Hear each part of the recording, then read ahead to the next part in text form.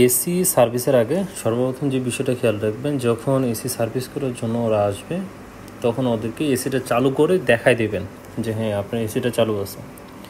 নাহলে পানি মারার সময় যদি কোনো পিসিবি বোর্ড বা কোনো কিছু নষ্ট হয়ে যায়, ওরা বলবে তো আপনার এই এসিটা আগে থেকে নষ্ট ছিল। তাই এই জিনিসটা খেয়াল রাখবেন। আর যে পানি মারবে তাকে কয়েকটা বিষয় খেয়াল রাখতে বলবেন, যেন পিসিবিতে কোথাও পানি না যায় কোনোভাবেই। এই জিনিসগুলো বলে দিবেন। যদিও ওরা বিরক্ত বোধ করবে, বাট করার কিছু নাই, টাকাটা আপনার যাবে, তাই অবশ্যই আপনি এই জিনিসগুলো বলে নেবেন যেন পিসিবিতে পানি না যায়, ভালোভাবে পানিটা মারে। এই জিনিসগুলো অবশ্যই খেয়াল রাখবেন।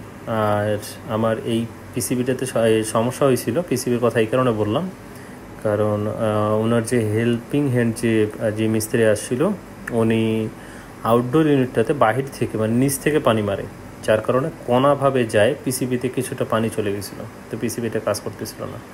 এখন ইনডোর ইউনিটে এই যে উপরের যে বক্সটা আছে, ওনারা কিন্তু সবসময় এটা খুলে দেয়। যদি সমস্যা না হয় তো ওদেরকে বলবেন ভাই এটা লাগায় রাখে, সাইডে একটা পলি দিয়ে তারপরে পানি দেন, আপনার পিসিবিটা সেফটি থাকবে। আপনি দেখেন এটা আসলে অনেকটা নোংরা হয়ে আছে। আজকে প্রায় 5 মাস পর আমি ভিডিওটা করতেছি। 5 মাস হচ্ছে আমরা এই এসিটা ব্যবহার করা। আপনারা বুঝতে পারতেন যে কীরকম নোংরা হয়েছিল। এখন এসিটা থেকে খুব সুন্দর হাওয়া আসতেছে এবং যে একটা দুর্গন্ধ আসে, সেই দুর্গন্ধটাও আসতেছে না। তো একটা এসি ম্যাক্সিমাম 6 মাস পর সার্ভিস করা উচিত। আর এই জিনিসগুলো আপনারা যদি বাসায় শ্যাম্পু থাকে, শ্যাম্পু বা হুইল পাউডার দিয়ে ক্লিন করে দিতে বলবেন, যেহেতু ওনারা সব কিছু খুলবেই, তাহলে বেশি সুন্দর ক্লিন হবে। এটা আমি প্রথমে ভাবছিলাম ক্লিন করবো না, যেহেতু আমি নিজেই করি, পরে ছিল না ক্লিন করে নিই, তো ক্লিন করলাম, একদম মনে হচ্ছে নতুন। আর এটা যখন ক্লিন করবে তখন ওনাদেরকে বলবেন যেন খুব স্পট না পড়ে, কারণ অনেক সময় ওরা ফ্লোরে রাখে পানি মারে, তখন সমস্যা হয় আর কি, স্পট পড়ে যায়। আপনি এই পানি মারাটা দেখেন, জাস্ট খুব সুন্দরভাবে পানি মারতেছে। আর এখানে দেখেন একদম ক্লিন, যে পুরোটাই ক্লিন হয়ে গেছে। হাতের বাম দিকে খেয়াল করে দেখেন, আমার যে পিসিবি বোর্ডটা আছে যেখানে আমি ঢাকনা লাগা রাখতে বললাম, ওখানে ওনারা পলি দিছে। আপনি উপরে যে বক্সটা থেকে সেই বক্সটা রাখে ওনাদেরকে বলবেন যে ভাই আপনি একটু কষ্ট করে এটাও লাগাই দেন এবং পলিও দিয়ে দেন, এতে সেফটিটা বেশি হবে। কারণ আপনার একটা পিসিবি নষ্ট হয়ে গেলে পুরো এসিটাই নষ্ট। তো এই জিনিসগুলো অবশ্যই খেয়াল রাখবেন। আর এসিটা খুব সুন্দরভাবে সার্ভিস হয়ে যায়, বাট পিসিবিটা যখন কারেন্ট যায় ওখানে, তখন এই পানি যায়, তখন খুব সমস্যা হয়ে গেছিলো। এসিটা চালু হয়ে তারপর আবার অফ হয়ে গেছিলো। দেন ওরা ওই আউটডোর ইউনিটের পিসিবিটা খুলে সব কিছু সুন্দরভাবে ক্লিন করছে। আর এটা অবশ্যই খুব সুন্দর ক্লিন করে গেছে। আমার একটা দিনাজপুরে আমি সার্ভিস নিয়েছি, একদম ফুল নিচ উপর বাহির যা আছে সব কিছু ক্লিন। আপনারা জাস্ট দেখতেই পাচ্ছেন যে ময়লাটা কী পরিমাণ বেরোচ্ছে। আর আমার মনে হয় যে এটা আসলে 6 মাসে অন্তত একবার করে করা উচিত। মানুষ তো 2 বছরেও করে না। এই যখন পিসিবিটাতে পানি ঢোকে, তারপরে সব কিছু সেট করার পর দেখে পিসিটা অন হয়, এই পিসিবিগুলো অন হচ্ছে না, তারপরে এটা খুলে দেখা হয় যে এখানে পানি ঢুকছিল। তো ওনারা খুব সুন্দরভাবে এটা আবার খুলে ওয়াশ করে, এখানে হাওয়া মেশিন ছিল, হাওয়া মেশিন মারে এটাকে ঠিক করে তারপরে আবার লাগানো হয়েছিল। তো এটা একটা খুব ভয়ের বিষয়। আপনি এই জিনিসগুলো অবশ্যই খেয়াল রাখবেন যেন পিসিবি বোর্ডে কোনোভাবে পানি না যায়, এটা ওনাদেরকে বলে দিবেন। আর যখনই এসি ওনারা ঠিক করতে আসবে তখন ওনাদেরকে এসি চালু করে একদম দেখাবেন যে হ্যাঁ এসি চলতেছে। আর এখন আপনাদের একটা বলি যে আমার এই 5 মাসে এসিতে কোনো রকম সমস্যা হয়নি। আর সব কিছু সার্ভিস ভালো ছিল। এসি ঠান্ডাও হয় ভালো, ফ্যানের স্পিড সবসময় হাই করে রাখি, 26 দিয়ে রাখি, যেহেতু আপনারা আগে থেকে জানেন যে এটা আমার 24 ঘন্টায় প্রায় চলে এসিটা, এই কারণে আমার ওইভাবেই সেট করা থাকে। তো এটা কখনোই আমি কোনো সমস্যা পাইনি। আর রিসেন্টলি এটা আসলে আমি আউটডোর ইউনিট এবং ইনডোর ইউনিট দুটো নিজে ক্লিন করি। আপনার ওই যে স্প্রে বোতলগুলো থেকে সেটা দিয়ে পানি মারে সুন্দরভাবে ক্লিন করি।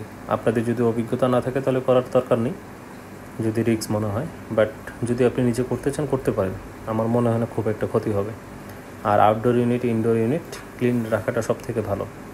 ইনডোর ইউনিটের উপরের যে মেশটা আছে এটা অবশ্যই 7 দিন পর একবার করে ওয়াশ করে দিয়ে, এটা ওয়াশ যত থাকবে বা যত ক্লিন থাকবে তত আপনার ইনডোর ইউনিটের যে ফ্যান টেনগুলো আছে সেগুলোতে ময়লা খুবই কম ধরবে।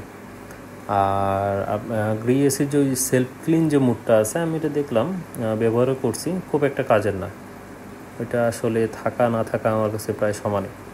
ওইটা সেলফ ক্লিন মোডটা ইউজ করলে আরও বেশি ময়লা ওটাতে জমে যায়, কারণ ওটা বরফ হয়ে যায়। তো আপনার অল্পটুক যে ময়লা থাকে সেই ময়লাগুলো ওটাকে কামড়ায় ধরে একদম। তো ওইটা খুব একটা হাতি ঘোরা হয় না, আমার কাছে ওইটা বেকার মনে হয়। তাই বলবো সেলফ ক্লিন মোড চাইলে ব্যবহার করতে পারেন, বাট ওইটা না করলেও কোনো সমস্যা নেই। আর আপনারা অবশ্যই এটি ক্লিন রাখার চেষ্টা করবেন সবসময়। Indoor unit, outdoor unit. Outdoor ইউনিটটা 2 মাস 3 মাস পর একটু ক্লিন করবেন। আর ইনডোর ইউনিটের উপরে যে মেশটা আছে এটা আপনি সপ্তাহে একবার করে ক্লিন করবেন। আর যাদের জানালার পাশে বা একদম বাইরে যেটা ক্লিন করা পসিবল না, তারা অবশ্যই বছরে একবার করে সার্ভিস করে নিন, কারণ এটা সার্ভিস করাটা ভালো। আর সার্ভিস করার সময় দেখবেন ওনারা যেন আবার কোথাও কোনো ক্ষতি না করে, কারণ অনেক সময় আপনার এই যে আপনার অ্যালুমিনিয়াম যে নেটগুলো থাকে, পিতলের ওই যে কী জানি বলে, এগুলো মনে নেই আমার, ওই জিনিসগুলো যেন নষ্ট না হয়ে যায়। অনেক সময় ওরা ব্রাশটা যদি ঘষা মাজা করে, তো ঘষা মাজা করার সময় ব্লেডগুলো বসে যায়, তো এটা বসে গেলে কিন্তু আপনার সমস্যা হয়ে যাবে। তো এই প্রতিটা জিনিস আপনারা চেষ্টা করবেন যেন ভালো থাকে, আর আপনারাও খেয়াল রাখবেন। আর যতটুকু পারেন নিজেরাই আপনারা ক্লিন করবেন, তাহলে এসিটা আপনার দুর্গন্ধও হবে না আর ক্লিনও থাকবে। শেষমেশ সেটা হাওয়া টাওয়া দিয়ে পিসিবিটা চালু হয়। আসলে হতাশ হওয়ার একটা বিষয় যে 5 মাস পর ক্লিন করতে আসে এটাতে পানি ঢুকে গেছিলো। তো এটা মেইন যে মেকানিক ছিল ওনার কোনো সমস্যা না, সমস্যা যে হেল্পিং হ্যান্ড ছিল ওনার, উনি বিষয়টা বুঝে নেই, না বুঝে নিচ থেকে পানিটা মারছিল, যার কারণে বাঁকাভাবে যায় পিসিবিটাতে পানি পড়ে গেছিলো। আর এই ময়লাটা হচ্ছে ইনডোর ইউনিটের ময়লা এতটা মনে করেন যে আপনার কালো ছিল যে এটা যখন আস্তরণ ছিল একটা নিচে একদম ফুল একটা আস্তরণ পড়ে গেছিলো একদম।